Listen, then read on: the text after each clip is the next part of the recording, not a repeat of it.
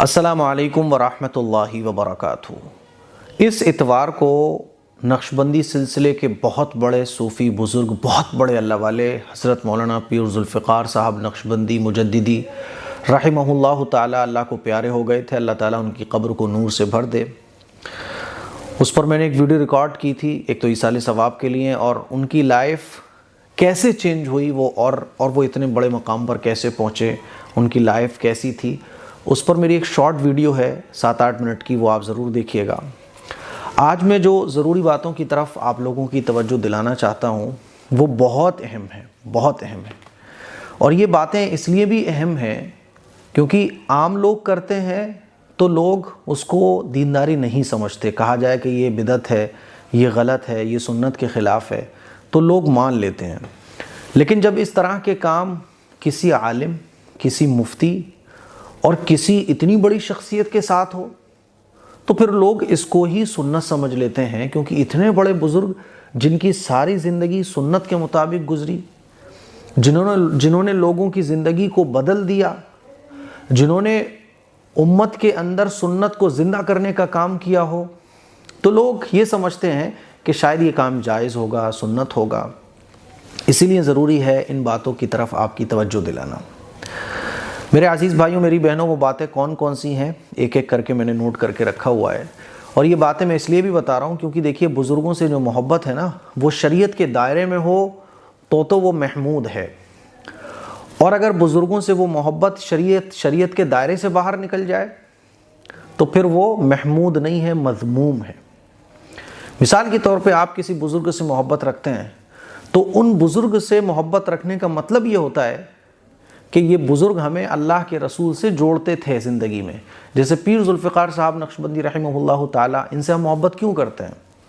کیونکہ یہ ہمیں اللہ کے نبی کی سنتوں سے، اللہ کے نبی کے طریقے سے اللہ سے قریب کیا کرتے تھے، ہمارے دل کی برائیوں کو، ہمارے دل کو صاف کیا کرتے تھے، ہمارے اندر کی برائیوں کو دور کیا کرتے تھے۔ تزکیہ نفس، تصوف قلوب، روحانی بیماریوں پر انہوں نے محنت کی کہ انسان کا دل سنور جائے، وہ اللہ کو پہچاننے لگے، مراقبہ کرا رہے ہیں، دعا کرا رہے ہیں، اللہ کی یاد دل میں ڈالنے کی کوشش کر رہے ہیں کہ کیسے ہی ہم اپنے مالک کو پہچان لیں۔ لیکن ان کے جانے کے بعد اگر ہم کوئی ایسا کام کریں جو اللہ کے رسول کے بتائے ہوئے طریقے کے خلاف ہو، کیونکہ اللہ کے رسول نے ہمیں بتایا کہ یہ کام کرو، یہ کام جو پیغمبر نے بتایا، یعنی یہ وہ کام ہے جس سے اللہ خوش ہوتا ہے، تو کسی بزرگ سے محبت ہو شریعت کی حد میں تو وہ محمود ہے۔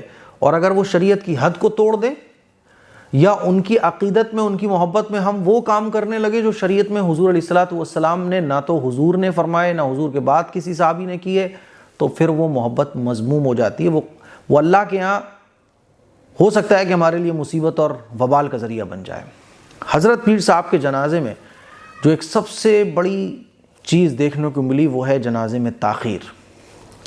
بعض دفعہ کیا ہوتا ہے نا کہ گھر والے تو چاہتے ہیں کہ جلدی ہو جائے، لیکن باہر کے لوگوں کا پریشر ہوتا ہے، کیونکہ بڑی شخصیت ہوتی ہے تو پھر دور دراز سے لوگ آ رہے ہوتے ہیں، تو اب اس کا انتظار، اب اس کا انتظار۔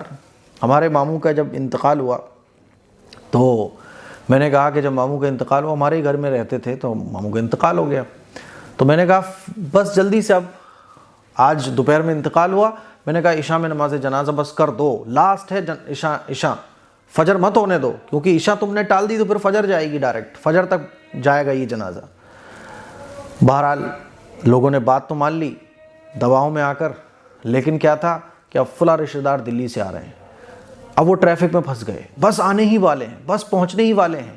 عشاء کی نماز کے بعد بھی 2 گھنٹے لگ گئے۔ کیوں آنے والے ہیں؟ کہ صاحب آخری دیدار کرنا ہے۔ کیا کرو گے یار آخری دیدار کر کے؟ اللہ کے نبی کی سنت بڑی ہے یا تمہارا آخری دیدار بڑا ہے؟ یعنی آخری دیدار کے چکر میں سنت کے خلاف ہو جائے، جنازے میں تاخیر ہو جائے، لیکن نہیں صاحب آخری دیدار کریں گے۔ ہونا یہ چاہیے کہ میرا آخری دیدار معنی نہیں رکھتا، اللہ کے نبی کی سنت معنی رکھتی ہے۔ اور اللہ کے نبی کی سنت کیا ہے؟ اللہ کے نبی صلی اللہ علیہ وسلم کا ارشاد ہے 3 چیزوں میں دیر نہیں کرنا چاہیے۔ نمبر 1، جب لڑکی نکاح کے قابل ہو جائے اور اس کا رشتہ بھی مل رہا ہو۔ نمبر 2، نماز کا وقت ہو جائے فوراً نماز ادا کرو۔ تیسرا، نماز جنازہ، جب کسی کا انتقال ہو جائے تو فوراً کفن دفن دے کے اس کو دفن کر دو، فوراً کفن دے کے دفن کرو اسے۔ آپ علیہ الصلوۃ والسلام کی بہت ساری حدیثوں سے پتہ چلتا ہے، ان تمام حدیث کے مفہومات جب آپ سامنے رکھو گے تو معلوم ہوگا کہ حضور نے تاکید فرمائی ہے کہ جب کسی کا انتقال ہو جائے تو فوراً اس کو دفن کرو، بس بلا وجہ کی تاخیر نہ کرو کہ اب وہ آ رہا ہوگا، وہ آ رہا ہوگا، فلاں آ رہا ہوگا۔ جو آسانی سے آ سکتا ہو بہت اچھا۔ ہمارے استاد حضرت مفتی سعید صاحب رحمہ اللہ تعالی، اللہ کو پیارے ہو گئے، وہ ایک مرتبہ فورین کنٹری میں تھے، ان کے بیٹے کا انتقال ہو گیا، تو انہوں نے کال کر کے کہا میں جب تک آؤں گا بہت تاخیر ہو جائے گی، اللہ کے نبی کی سنت یہ ہے کہ جنازے میں جلدی کرو، آپ لوگ کفن دو، دفن کرو، میں آ جاؤں گا۔ ہماری نظر میں سنت اہم ہونا چاہیے، نہ کہ فلاں شخصیت آ رہی ہوں گی اتنی دور سے، وہ آ رہے ہوں گے۔ اب پیر صاحب کے جنازے میں کتنی تاخیر ہوئی کہ سنڈے کو انتقال ہوا اور منڈے کو تدفین ہوئی، پورا ایک دن۔ اس تاخیر سے اللہ کے نبی نے منع فرمایا۔ بعض دفعہ گھر والے چاہتے ہیں، جیسے میں چاہ رہا تھا کہ میرے ماموں کی جلدی سے تدفین ہو جائے، لیکن گھر والے کو پریشر، ننیحال والوں کا پریشر کہ اب وہ آ رہا ہے، کہ اب وہ آ رہا ہے، میں چاہتے ہوئے بھی مجبور تھا۔ پیر صاحب نے کبھی نہیں چاہا ہوگا ایسا ہو۔ اس لیے مریدین اور محبین سے میں کہنا چاہتا ہوں کہ اپنی محبت کو محمود والی محبت بناؤ جو شریعت کے دائرے کے اندر ہو۔ تو بھائی جنازے میں تاخیر، چاہے بزرگ شخصیت، بزرگ ہستی کے جنازے میں تاخیر ہو، چاہے عام آدمی کے جنازے میں تاخیر ہو، تاخیر یہ شریعت میں پسندیدہ نہیں ہے۔ نمبر 2، جنازے میں بیان، اسٹیج وغیرہ، اب یہ سب ہونے لگا ہے۔ میں دیکھ رہا تھا پیر صاحب کے جنازے میں پورا اسٹیج لگا ہوا تھا، بڑے بڑے مولانا آ رہے تھے، اب 10 منٹ یہ بولیں گے، اب فلاں بولیں گے، اب یہ بولیں گے، بلا وجہ کی تاخیر ہو رہی ہے۔ اور اس طرح کے اسٹیج وغیرہ لگا کے بیان، اب جنازہ رکھا ہوتا ہے، بیانات چل رہے ہیں، حالانکہ اللہ کے نبی صلی اللہ علیہ وسلم کی حدیث سے کیا پتہ چلتا ہے کہ جنازہ جب تیار ہو جائے تو فوراً، بلکہ جلد از جلد جنازے کو تیار کرو، کفن دو اسے اور فوراً اس کو پہنچاؤ۔ اب یہاں بیان چل رہے ہیں، یہاں بیان کی کیا ضرورت ہے میرے بھائی؟ اب آپ بولو گے ارے وہ تو اس لیے کہ مجمع ہوتا ہے اور لوگ، تو میں نے پہلے ہی کہہ دیا کہ فلاں دور سے لوگ آ رہے ہوں گے، فلاں دور سے لوگ آ رہے ہوں گے۔ حدیث کی روشنی میں فقہا نے لکھا ہے کہ مجمع بڑا ہو جائے، اس وجہ سے آپ جنازے میں تاخیر کریں، یہ شریعت کے مزاج کے خلاف ہے، یہ سنت کے خلاف ہے۔ جنازے کو اس وجہ سے دیر کرنا کہ صاحب جمعے کی نماز، مان لیجیے کسی کے جمعرات میں انتقال ہوا، پورا دن گزار کے آپ سوچ رہے ہو جمعے میں جنازے کی نماز ہوگی تاکہ لوگ بہت ہو جائیں گے، غلط ہے یہ۔ ہمیں یہ دیکھنا ہے حدیث کیا ہے، حدیث میں کیا کہا گیا کہ جلد از جلد تدفین کر دو۔ اسٹیج وغیرہ لگ رہے ہیں تو بھائی اس کو بھی آپ سنت نہ سمجھنا۔ بعض دفعہ ہمارے بریلوی بھائی کہتے ہیں کہ یار ہم کریں تو غلط، سامنے والا کر رہا ہے تو ٹھیک ہے، تو ان کا اعتراض بھی ٹھیک ہوتا ہے۔ تو جنازے میں بیان، اسٹیج وغیرہ یہ شریعت میں نہیں ہے، پھر آگے چل کے یہی چھوٹی چھوٹی چیزیں بدعت بن جاتی ہیں۔ اسی لیے میں نے پہلا اصول آپ کو بتایا کہ کسی بھی بزرگ، کسی سے محبت شریعت کے دائرے میں ہو تو وہ محمود ہے، اور دائرہ توڑ کے باہر نکل جائے تو مذموم ہے۔ آپ بزرگ کی محبت میں اسٹیج لگا رہے ہو، صاحب یہ اسٹیج لگے گا، بیانات ہوں گے، تو یہ شریعت کی تعلیم ہی نہیں ہے، سمجھ رہے ہو؟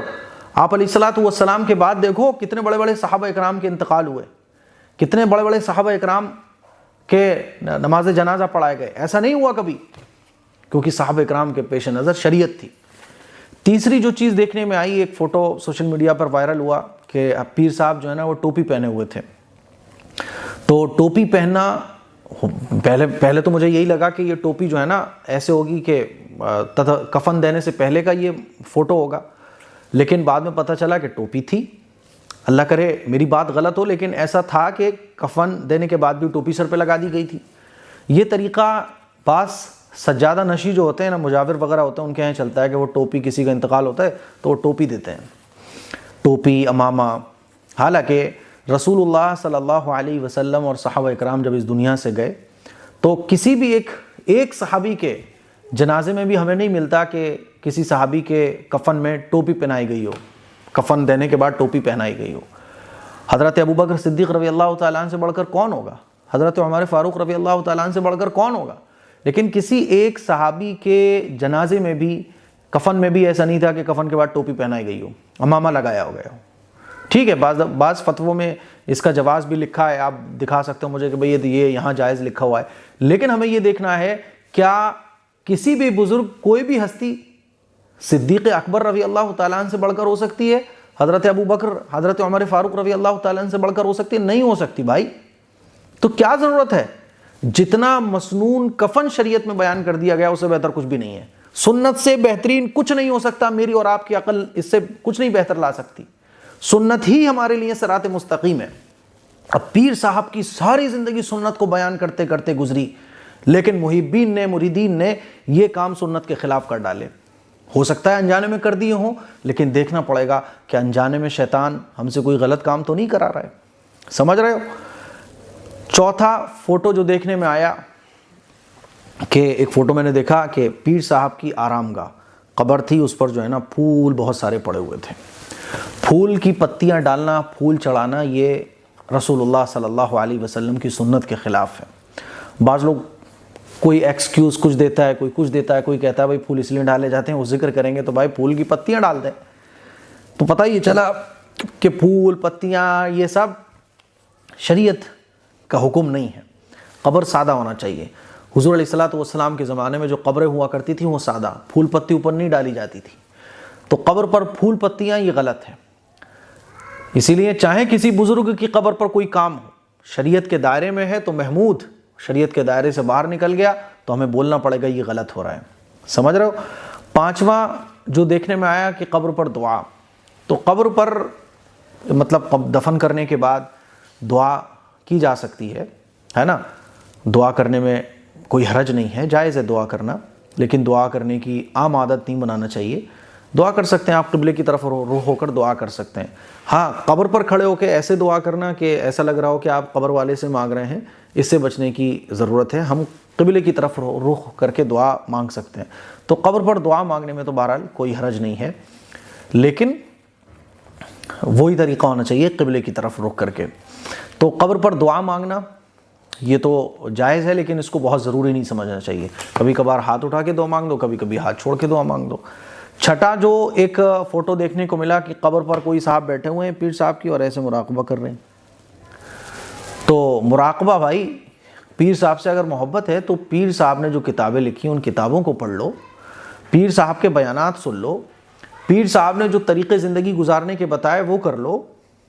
قبر پہ بھی جا سکتے ہو، کوئی حرج کی بات نہیں، محبت میں ہمیں جانا بھی چاہیے، اپنوں کی قبر پر جانا بھی چاہیے، لیکن قبر پہ جا کے آپ مراقبہ کرو باقاعدہ گردن لٹکا کے، یہ درست نہیں ہے۔ سمجھ رہے ہو؟ تو یہ 5 کام ایسے تھے جو پیر صاحب کی تجہیز و تکفین میں اور تدفین میں کیے گئے۔ نمبر 1، جنازے میں تاخیر، جنازے میں بیان کا جو اسٹیج وغیرہ لگا وہ، 3 ٹوپی پہنانا، قبر پر پھول اور قبر پر مراقبہ۔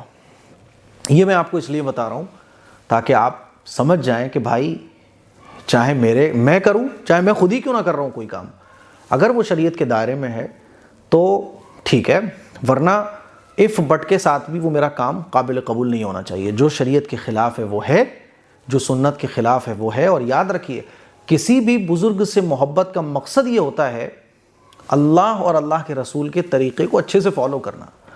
کسی بھی بزرگ سے محبت کا ہرگز یہ مطلب نہیں ہوتا کہ اب ان کی محبت میں آپ شریعت کو چھوڑ دو یا شریعت کا دائرہ پھلانگ دو۔ مجھے امید ہے میری یہ چند باتیں آپ کو اچھے طریقے سے سمجھ آ گئی ہوں گی۔ اس کلپ کو شیئر کریں۔ السلام علیکم ورحمۃ اللہ وبرکاتہ۔